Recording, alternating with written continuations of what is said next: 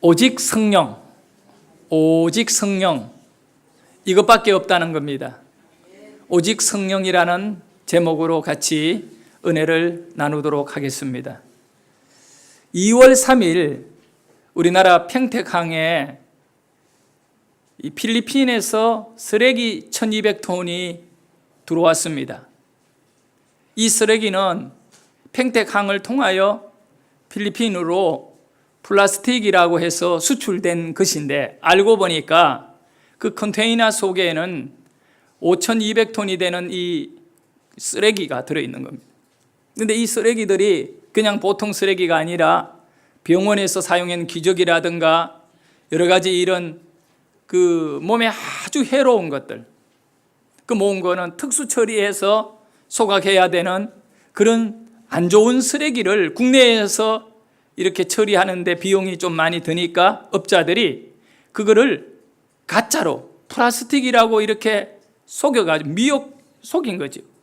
그래서 필리핀에 수출했는데 내부 거래 이 고발에 의해가 필리핀에서 그걸 알게 되고, 이제 우리나라와 필리핀이 국가적인 어떤 관계에서도 이 문제가 심각해요. 얼마나 필리핀 사람들이 자존심이 상하겠습니까? 아무리 가난하고 힘들더라도 이 코리아 너희들이 우리한테 쓰레기를 갖다가 6,000톤이 넘도록 갖다가 실어 불어놓고 갔느냐. 이 국가적으로 많이 어려우니까 우리나라 정부에서 그 업자들에게 그대로 다 돌려갖고 오라. 그래서 평택항으로 돌아옵니다. 1차적으로 1,200톤이 돌아왔습니다. 쓰레기는 누구도 좋아하지 않습니다. 그걸 멀리 버려버리고 싶은 거고 가까이 있기를 원하지 않습니다. 쓰레기를 싫어하는 것과 같이 사람 가운데에도 그 사람 옆에 앉아 있으면 기분도 나쁘고 짜증도 나고 정말 살고 싶은 마음이 없는 사람이 옆에 있으면 고통스럽습니다. 혹시 여러분 옆에 오늘 그분이 앉았다면 1시간만 견디십시오. 그런데 옆에 앉아 있으면 좋아요. 기대고 싶어요. 그 연애할 때 주로 그런 마음이 있잖아요. 유행가 중에도 그대 가슴에 얼굴을 묻고 오늘은 울고 싶어라. 제가 노래까지 잘 불렀으면 큰일 날 뻔했네요. 그렇게 가까이에서 얼굴을 묻고 울고 싶은 사람이 있는 거예요. 그런데 그 사람은 참 좋은 사람이죠. 어떤 경우에는 쳐다보기만 봐도 혈압이 막 올라가지고 빨리 내 옆에 사라져라 그러면서. 자, 여러분, 가까이 있어서 좋은 분이 있는가 하면 가까이 있었기 때문에 우리들로 하여금 너무나 힘들고 고통스러운 것이 있어요. 그 육체의 사람도 그렇거든요. 쓰레기라든가 물건들도 가까이 있어서 내게 유익한 것도 있고 나를 아주 난처하게 만들고 위기 가운데 그렇게 나를 몰아가는 것도 있어요. 그것이 눈에 보이는 것들이에요. 우리가 인간의 지식이로나 이 어떤 것으로 판단되어지는 것들이 이런 것이 있는데, 문제가 뭐냐? 진짜 문제는 눈에 보이지 않는 것 가운데 여러분의 가까이 있지 말아야 할 것이 가까이 있고 정말로 여러분에게 가까이 있어야 할 것이 있지 않을 때, 그것이 인간의 고통인 겁니다. 우리 예수 믿는 성도들에게 있어서는 무엇이 가까이 있어야겠는가? 그것은 바로 성령인 겁니다. 오직 성령만이 우리에게 함께 해야 되고, 성령이 함께하는 사람은 누구에든 간에 귀한 존재로, 그 성령이 함께하는 사람은 유익한 존재로서 모든 사람을 기쁘게 하고 모든 사람들에게 힘을 주는 그런 귀한 인물이 될 수 있습니다. 그러나 악한 영에게 이렇게 이끌림을 받고 악한 영이 들어있는 사람과 같이 교제하고 그 사람 옆에 있으면 그 악한 영을 통하여 움직이는 그 사람 때문에 결국 그 함께하는 사람도 다 망하는 거예요. 같이 사업하면 망하고, 결혼 생활하면 망하고, 같이 길을 가면 문제가 생기고 다 안 되는 것입니다. 우리는 내 옆에 있는 사람이 성령의 사람이 되어야겠다. 그랬으면 좋겠다, 이런 생각을 가지고 있다면 악한 영에 이렇게 이끌림을 받는 사람이 아니라 성령의 사람이 내게 유익하다라고 하는 것을 여러분이 알고 있다면, 바꾸어 말하면 우리 자신이, 여러분 자신이 성령의 사람이 되어 누구를 만나든지 기쁨도 주고 하나님의 사랑도 주고 생명도 줄 수 있는 성령이 내 안에 일하는 사람 되시기를 소원합니다. 성령의 사람 되셔서 이 세상과 가정과 이 사회를 변화시킬 수 있는 그런 인물이 되기를 바라겠습니다. 성경에 보면 아시아에 여러 교회가 있는데 최고의 중심 교회가 아시아에는 어디냐? 에베소 교회. 에베소 교회. 그래서 그 요한계시록에도 보면 7교회 가운데 가장 탑으로 나오는 교회가 에베소 교회입니다. 근데 그 에베소 교회를 개척한 인물이 누구냐? 바울이 아니에요. 이 에베소 교회에는 아볼로라고 하는 인물이 개척했어요. 근데 이 개척자가 아볼로고, 그 다음에 바울이 와서 에베소에 머물면서 두란노 서원에서 2년간을 그 에베소 교회를 중심으로 목회를 했거든요. 그러다 보니 나중에 에베소 교회에 아볼로파, 바울파, 또 누구 파할까? 예수파, 이 막 파들이 막 생겨가 갈등이 일어난 거예요. 어떤 분은 아볼로를 나는 좋아한다. 근데 또 어떤 분은 나는 바울이 좋다. 이런 식으로 시끄러워진 거예요. 그때 사도 바울이 그 에베소 교회에 편지를 보내 뭐라고 말합니까? 그러면 안 된다는 거죠. 아볼로가 심고 바울이 물 주었지만 가장 중요한 것은 자라게 하시는데, 자라게 하시는 이는 하나님밖에 없으니 심은 자나 물 주는 자, 이거는 아무것도 아니고 그거를 자라게, 생명을 가능하게 하는, 그걸 성장하게 하는 이는 하나님이시니, 바로 성령은 하나님 중심으로 하나가 되어야지 아볼로나 바울을 주장하면 안 된다. 이렇게 에베소 교회를 개척한 이 아볼로가 어떤 인물이냐 하면 사도행전 18장 24절과 25절에 보면 소개하고 있어요. 알렉산드리아에서 난 아볼로라 하는 유대인이 에베소에 이르니 이 사람은 어떤 인물이라고요? 언변이 좋고 성경에 능통한 자라. 말 잘한다는 거예요. 말 잘합니다. 예. 그리고 더 중요한 거는 성경에 능통한 사람입니다. 말만 잘하는 사람들이 많아요. 근데 성경은 전혀 몰라요. 이 세상 지식만 갖고 뭘 자꾸 이렇게 하려고 하는 사람이 있는데, 그런데 이 아볼로라는 사람은 말도 잘하고 언변도 좋고, 이 말을 잘한다는 거는 다른 말이 아니에요. 모든 것을 정확하게 이치에 맞게끔 바르게 말한다는 거죠. 그리고 성경에 능통한 자, 목회자로서요, 이게 얼마나 중요한 이 자질입니까? 이 성경이 중요하잖아요. 그런데 아볼로는 성경에 능통한 자였습니다. 근데 그 아볼로가 에베소 교회를 개척해가지고 열심히 목회를 해가 사람들이 많이 부흥되었어요. 나중에 바울이 에베소에 방문해 보니까 교회가 있는데, 거기에는 막 이 성경 공부도 열심히 하고 사람들이 다 이 젠틀한 거예요. 그런데 뭔가 하루가 지나고 이틀이 지나고 한 달이 지나면서 바울이 에베소 교회를 통하여 뭔가 이 부족함을 느끼는 거예요. 그래서 이 에베소 교회 성도들의 신앙을 바울이 검증을 해봤는데 딱 한 가지만 물어본 거예요. 가장 중요한 것 한 가지를 물어봤어요. 그 에베소 교인들에게 뭐라고 물었느냐 하면 사도행전 19장 2절에 보니까 거기 나와 있어요. 그 뒤에 바로 이르되, 바울이 묻습니다. 너희가 믿을 때에 성령을 받았느냐? 성령 받았느냐고 물어봤어요. 열심히 교회에 충성하고 전도하고 성경 공부하고 막 부지런히 철야 기도하고 있는 그 성도들에게 물어본 거예요. 너희가 예수를 믿는데 성령을 받았느냐라고 물어보니까 그 에베소 교인들이 말하기를 이르되 아니라, 아닙니다. 성령요? 성령요? 우리는 성령이 계심도 듣지 못하였다는 거예요. 성령은 전혀 들어본 적도 없는 건데 그걸 우리가 어떻게 받겠습니까? 라고 이렇게 해야 해요. 여기서 우리가 알아야 돼요. 교회가 부흥하고 있고요. 성도들이 막 열심히 신앙생활하고 있지만 믿는 성도 가운데에도 에베소 교회는 자랑할 만한 그런 아주 중요한 교회임에도 불구하고 그 교회에 성령을 모르더라는 겁니다. 그러니까 성령 안 받고도 신앙생활을 가능하다는 거죠.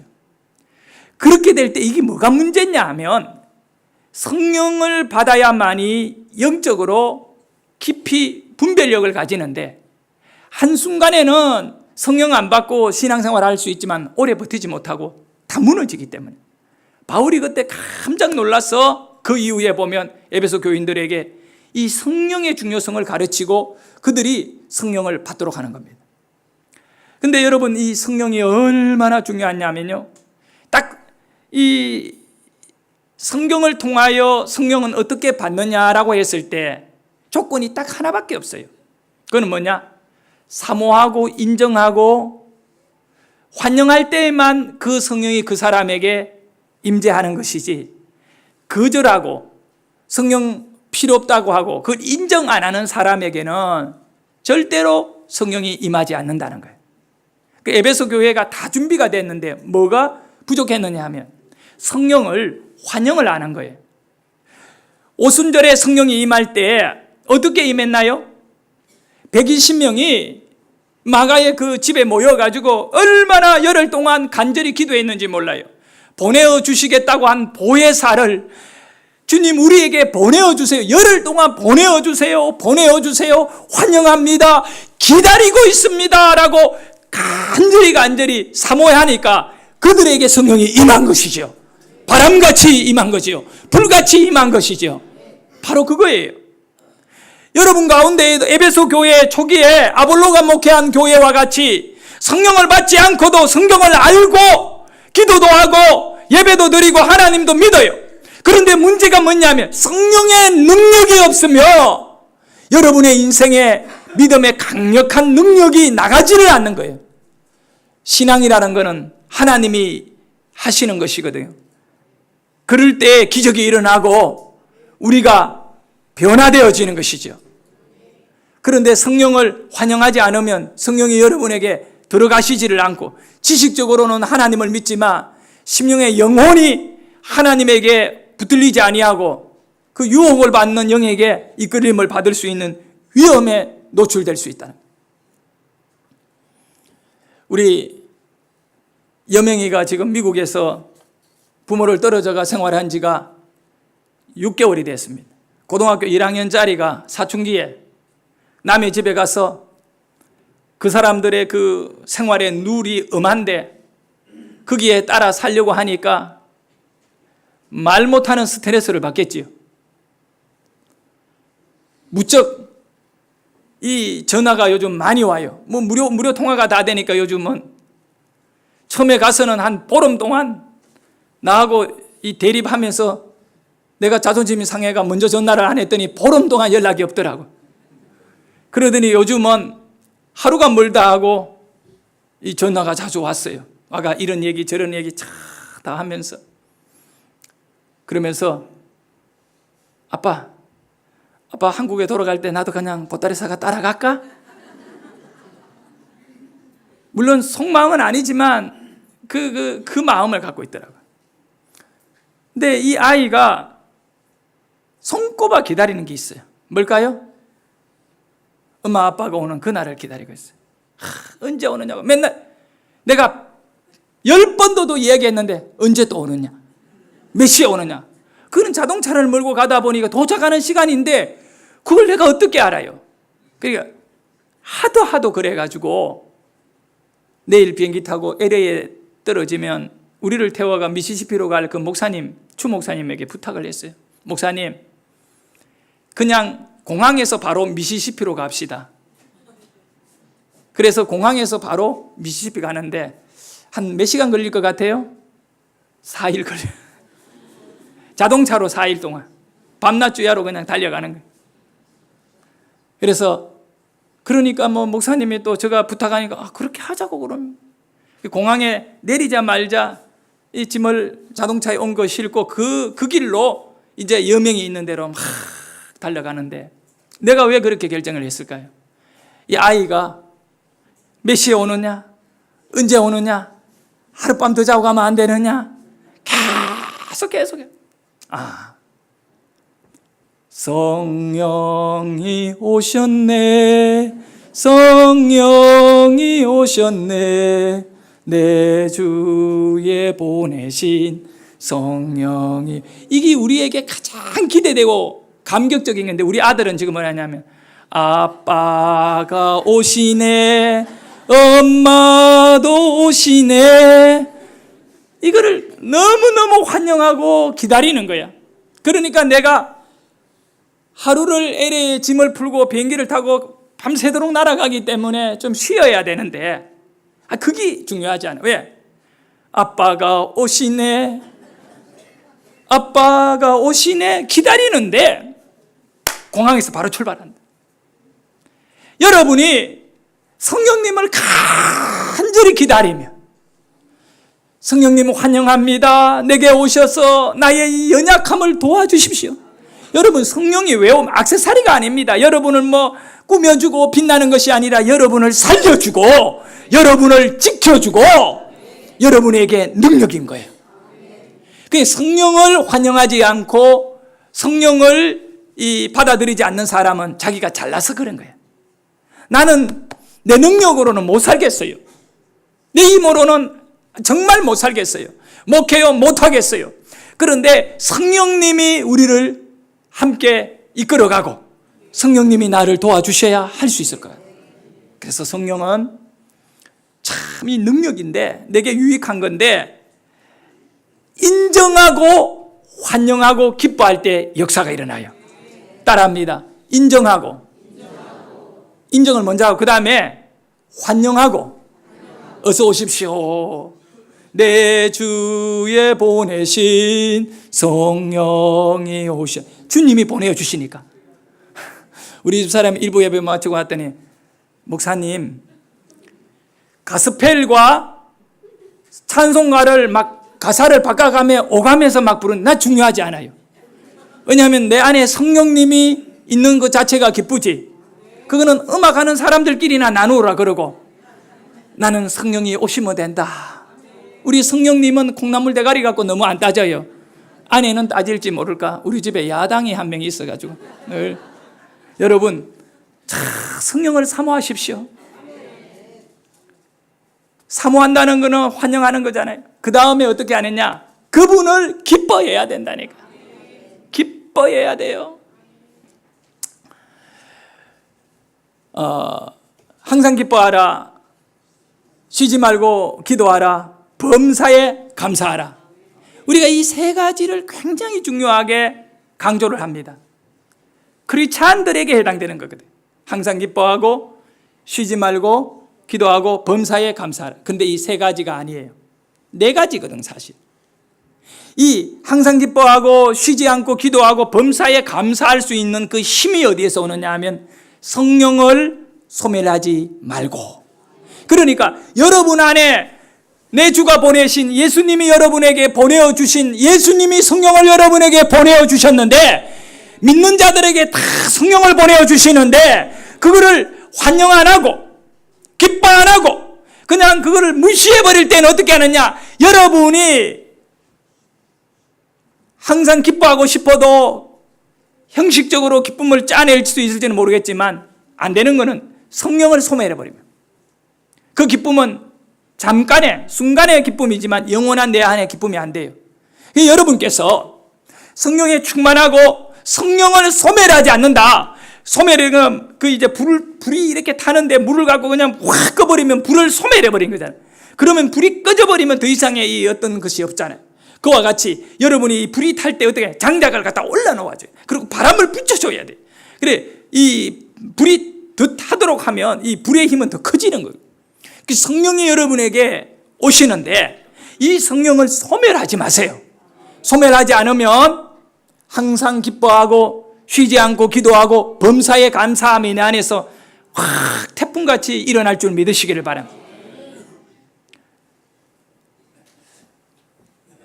요한복음 13장에 보면 예수님, 오늘 우리가 14장의 말씀을 본문으로 읽었는데 13장에 보면 예수님이 그렇게 말씀하셨어요. 제자들에게 내가 이제 아버지께로 떠나간다.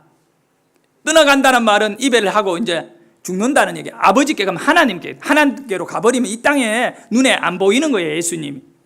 그 12명의 제자들이 이제 예수님이 공개적으로 내가 십자가를 지고 죽는다, 너희들 떠난다 했을 때 제자들은 직업도 버리고 가정도 버리고 고향도 버리고 다 내려놓고 예수님에게 딱 올인했거든요. 근데 3년이 됐는데 예수님이 떠나겠다는 거예요. 내가 너희들을 떠나겠다. 기가 막힌 일이에요. 이건 뭐 어떻게 말로 표현하겠습니까? 제자들이 낙심한 거죠. 전부 다 불이 팍 죽어가지고 예수님하고 있을 때에는 5,000명도 먹이고 예수님하고 함께 있을 때에는 바다의 풍랑을 만나도 말씀 한마디, 바다를 꾸짖어 버리니까 바다의 태풍과 파도가 조용하게 내려앉는 거예요. 예수님하고 함께 있을 때에는 무슨 일이 있어도 안전했는데 예수님이 제자들을 떠나버린다는 거예요. 과거의 삶으로 제자들이 돌아가야 되는 거예요. 그러니 제자들이 낙심하고 이렇게 마음에 아주 이렇게 침울해져 있는 거예요. 힘이 쭉 빠지는 거죠. 그러니까 예수님이 더 깊은 것을 제자들에게, 떠나는 이유에 대하여 더 깊은 것을 이야기하는 것이 오늘 우리가 읽었던 요한복음 14장 16절 말씀이에요. 내가 아버지께 구하겠으니 내가 떠나가서 아버지에게 이제 부탁해서 너희들에게 보내줄 거라. 그가 하나님께서요 또 뭘 다른, 여기서 정말 중요한 것이 또 다른이, 다른이 중요한 거예요. 또 다른 보혜사를 너희에게 주사. 이 보혜사를 보호하는, 이 변호해주고 너희들을 지켜주고 이 보혜사를 너희에게 주사 영원토록 너희와 함께 있게 하리니. 이게 함께 있다 이 말이 중요해요. 예수님이 지금 제자들하고 함께 있잖아요. 그런데 예수님이 떠나겠다고 하니 제자들이 힘이 푹 빠지는 거죠. 그리고 절망하고 있는데 염려하지 마. 내가 떠나가서 하나님께 부탁해서 하나님께서 또 다른 보혜사, 여기에 또 다른 이유는 예수님, 눈에 보이는 예수님과 다른 예수님. 쉽게 말하면 지금 눈에 보이는 이 예수님과 다른 예수님인데 그 예수님은 지금 이 눈에 보이는 육체를 가진 예수님이 하셨던 일들을 똑같이 하실 수 있는 분. 병자도 고쳐주고 기적을 일으킬 수도 있고 다 똑같이 일할 수 있는 그 또 다른, 나 말고 또 다른 나가 있다는 거예요. 또 다른 나의 영을 너희에게 보내어 너희와 함께 하게 하리라. 여러분과 저가 함께하는 예수님, 그분이 보혜사입니다. 여기 그 또 다른이라고 하는, 다른이라는 말은 알로스, 그 다음에 그 보혜사라고 하면 파라클레토스. 그러니까 파라클레토스가 보혜사거든요. 그러니까 이 파라라고 하는 거는 곁에, 옆에 뭐 이렇게 그런 뜻이에요. 파라. 그 다음에 클레토스는 부르다라고 하는 뜻이 있어요. 그러니까 우리를 불러가지고 곁에다가 두게 하는, 곁에 두게 하는 변호사예요, 변호사. 그것이 보혜사다. 성령이 뭐냐면, 성령은 우리를 지키려고, 우리를 변호하려고 우리 곁에다가 다 붙여주신 분이에요, 변호사. 할렐루야. 여러분에게 이 보혜사, 그러니까 예수님, 또 다른 예수님, 또 다른 보혜사. 예수님은 보혜사거든. 우리를 지키시고 보호하시고 구원하신 분이에요. 그런데 또 다른 보혜사, 알로스 파라클레토스, 다른 보혜사, 지금 육체가 아닌 영어로 된 예수님. 할렐루야. 그래 왜 그렇게 예수님은 제자를 떠나시고 파라클레토스를 다른 그러니까 알로스 파라클레토스를 보냈느냐 하면 모든 사람들에게 함께 하려고.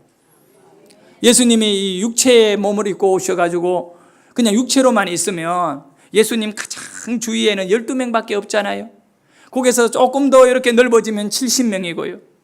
그래봤자 그 이스라엘 팔레스타인을 중심으로 얼마밖에 못 있는다고요. 예수님의 가슴에 얼굴을 대고 직접 붙어 있던 사람은 요한밖에 없거든요. 근데 저와 여러분은 어떻게 해야 됩니까? 그래서 우리 예수님은 떠나시고 다른 보혜사, 능력과 그 은혜는 똑같지만 이렇게 영으로 역사하는 분이 바로 보혜사 성령이셔요. 그렇기 때문에 우리는 이 보혜사가 뭔지, 이 성령이 무엇인지를 좀 바로 알았으면 좋겠어요. 오늘 우리가 읽었던 본문 요한복음 14장 16절에 보면 이렇게 말씀하고 있어요. 내가 아버지께 구하겠으니 그가 또 다른 보혜사를 너희에게 주사 영원토록 너희와 함께 있게 하리니.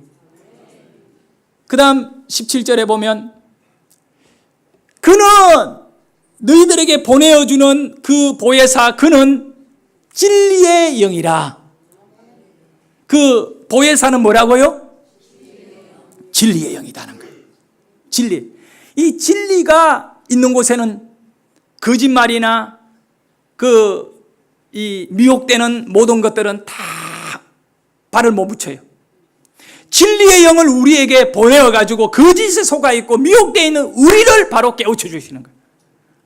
그러니까 여러분이 성령 받으실 때 어두움의 영들에게 속지 않고 마귀 귀신에게 끌려가지 않고 하나님의 영광의 은혜를 누리게 되는 줄 믿으시기를 바랍니다. 여러분, 이 진리의 영이 우리 속에 이 영이 함께 하는 그것이 정말 중요해요.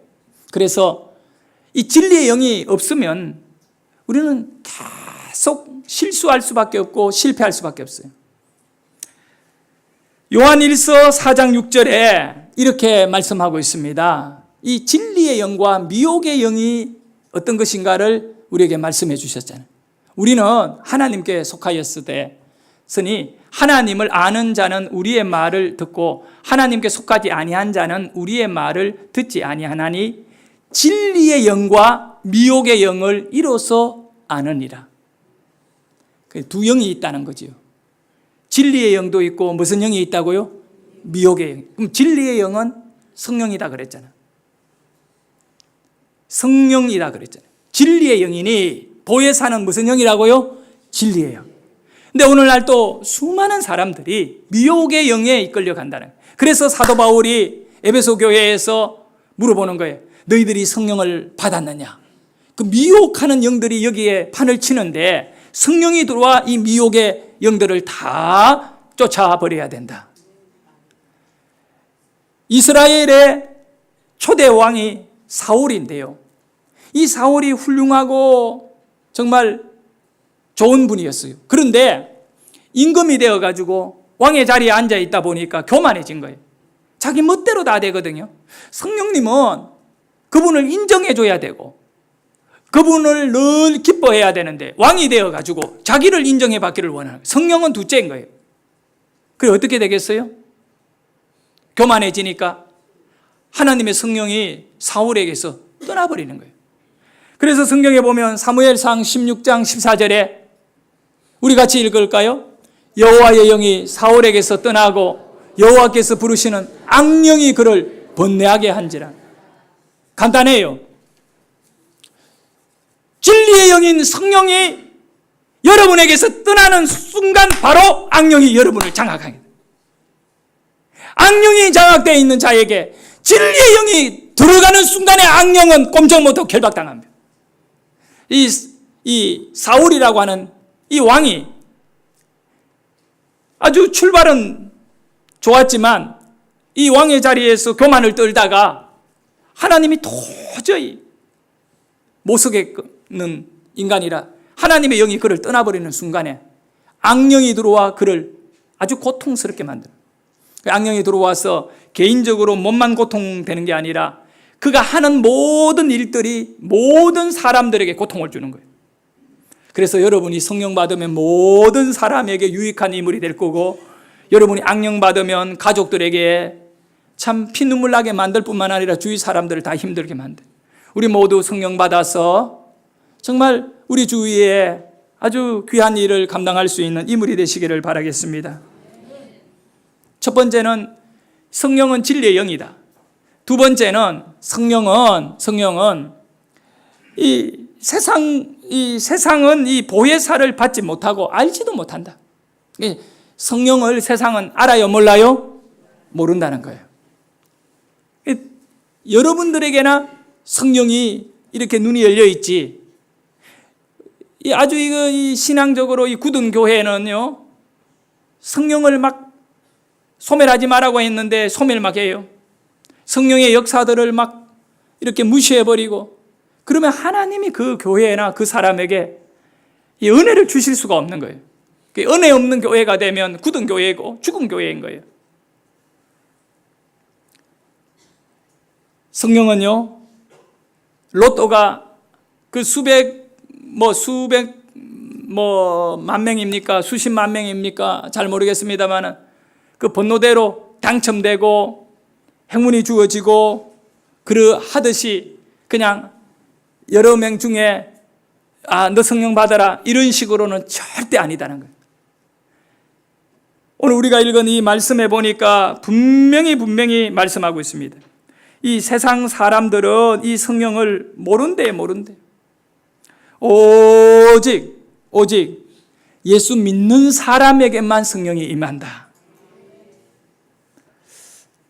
사도행전 2장 38절에 보면 베드로가 첫 설교의 내용의 핵심이 뭐냐? 성령을 선물 받으라입니다. 첫 번째 설교입니다. 성령 받고 예루살렘 거리로 나가서 수천 명의 사람들을 모아놓고 목숨 걸고 설교를 했는데 첫 설교가 회개하고 뭐 받아라? 선물 받아. 그러니까 성령을 안 받으면 신앙생활은 불가능하다는 거예요. 우리가 오늘 이렇게 중요한 성령을 받았는지 여러분 스스로 살펴봐야 됩니다. 내가 과연 성령의 사람인지, 받았는지 안 받았는지는 본인이 더 잘 알아요. 왜요? 내가 인정하고 있는지, 환영하고 있는지, 기뻐하고 있는지, 성령이 내게 온 것을 막 기뻐하고 있는지, 별로 그런 게 없다면 오늘 이 순간에 가장 중요한 신앙의 문제를 해결받기를 원합니다. 고백하십시오. 내가 성령을 인정합니다. 눈에 안 보이지만 인정합니다. 그분이 내 모든 것을 결정할 분이십니다. 내게 오십시오. 그렇게 환영을 하셔야 돼요. 오늘 이 설교를 듣는 가운데에도 성령을 인정하고 환영한다면 이 설교는 이제 여러분의 이성적인 판단으로 듣지 않을 것입니다. 성령이 여러분의 가슴에 어마어마한 능력으로 다이너마이트라고 하잖아요. 폭발하는 힘으로 여러분에게 역사할 것입니다. 세 번째, 보혜사 성령은 우리와 함께 할 뿐만 아니라 우리 속에 계시는 분이에요. 우리 같이 세 번째 거를 읽습니다. 보혜사는 너희와 함께 거하고 너희 속에 계신다. 자, 그럼 바꿔 말합시다. 성령님은 나와 함께 하시고 내 속에 계신다. 시작. 성령님은 나와 함께 하시고 내 속에 계신다. 성령이 지금 어디에 계시기를 원하십니까? 그러면 여러분 속에 여러분이 쓰레기통이 되어 있으면 성령이 그 못 견디는 거예요. 성령을 쓰레기 취급도 하면 안 돼요. 가치 없이 내버려 두면 안 돼요. 그분을 어떻게 해야 돼요? 기뻐하고 환영하고 인정하고, 내가 뭐 일을 해서 잘 되면 내가 능력이 있어 잘 됐다라고 교만 떨지 말고 성령님이 하셨습니다. 감사하고 기도하고. 기도를 많이 하는 분들이 성령이 충만한 이유가 그거거든요. 기도 시간에 성령을 의지하니까. 성령님, 나는 아무것도 아닙니다. 이렇게 소망하니까 그런 역사가 일어나게 되는 것이죠. 그래서 요한복음 14장 17절에 보면 그는 진리의 영이라 너희는 그를 안 하니? 안 돼요. 이제 여러분은 안 돼. 왜 할까요? 여러분과 함께 하니까 아는 거지. 또 여러분 속에 계시니까 아는 것이지. 그는 너희와 함께 거하시며 또한 너희 속에 계시겠습니다. 할렐루야.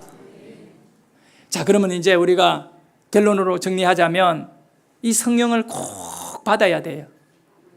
이거는 예수를 믿는 여러분에게 있어 가장 시급하고 중요한 것입니다. 그리고 영원토록 이 문제는 지속적으로 성령을 누리고 나와 함께 내 속에, 따라합니다. 함께 속에. 이걸 언제나 누려야 되는데, 그러면 성령을 어떻게 이렇게 받고 역사를 해야 되느냐 하면, 그 사자로 된 이 한문 한자 가운데 그 줄탁동시라고 하는 말이 있어요. 줄탁동시. 줄탁. 그러니까 이 줄자가 뭐냐 하면 떠들줄, 탁은 쪼을 탁입니다. 동시는 같은 시간을 말하는 거. 이 계란이 어미닭이 이렇게 품고 21일이 지나면 부화를 해가지고 이제 병아리로 나오잖아요. 그 병아리로 나오기 전에 그 계란 속에 있는 이 병아리가 이제는 깨어나면서 어떻게 하느냐? 줄을 시작한다는 거예요. 어떤 줄이냐? 떠들줄. 그 아무 일도 안 일어나는 같이 보이는 계란이지만 이 계란 속에 있는 병아리는 세상으로 나오고 싶어 말할 수 없는 고통의 소리를 지르고 있는 이건 거예요. 움직이지도 못해. 힘이 없어. 왜? 그 안에 다 가져가 병아리가 밖에 나오면 삐약 이런데 그 안에서는 아직 한 번도 세상 공기를 마셔보지 못한 이 병아리가 이제는 떠들고 있다는 거예요. 그런데 아무도 못 알아들어요. 어미닭만 알아듣는, 이 줄을 알아듣는 거예요. 여러분, 잘 되려면 줄을 잘 대야 돼. 바로 그 줄과 이 줄이 같은지는 모르겠지만 이 떠드는 줄, 이 소리를 어미닭이 이 아주 이게 뭐 귀로 듣겠습니까? 가슴으로 듣지 않겠어요? 이걸 딱 알아듣고 쪼를 탁 쪼아가 엄미의 부리로 쪼아서 껍질을 깨서 하는 이 병아리를 세상으로 탁 잡아내주는. 나와가는 뭐합니까? 삐약. 그런데 동시에 안에서 울고 있는 이 병아리 울음소리에 어미닭이 쪼아주는 이 쫓는 소리와 같이 다 동시에 이루어질 때 이 병아리는 완전히 세상에 부화하고 한 마리의 병아리로 존재하는 거예요. 아니, 닭이 되는 거야.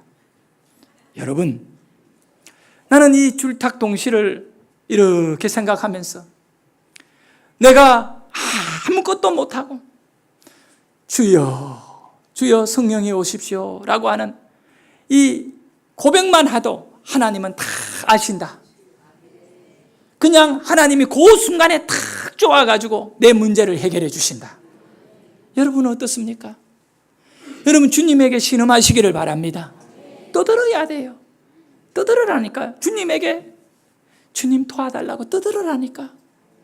그러면 우리 성령이 그 동시 다 문제 해결된 다음에 나타나는 것이 아니라 그 가장 고통스럽고 가장 필요할 때 탁 때려가지고 깨어서 그 문제를 해결해 줘버리는 거예요. 여러분에게 성령님은 누구냐? 여러분의 작은 신음에 이렇게 동시에 반응하는, 그래서 여러분의 문제를 해결하는 능력의 하나님이시거든. 이분이 또 다른 보혜사, 또 다른 예수님, 성부, 성자, 성령이 계시는데 한 하나님이시고 그 성령님이 여러분과 함께 하시고 여러분 속에 계시니 여러분이 줄탁동시라 작은 신음에도 응답하시는 하나님, 성령이 오셨네, 성령이 오셨네, 내 주위에 보내신 성령이 오셨네. 할렐루야. 기도하겠습니다. 하나님.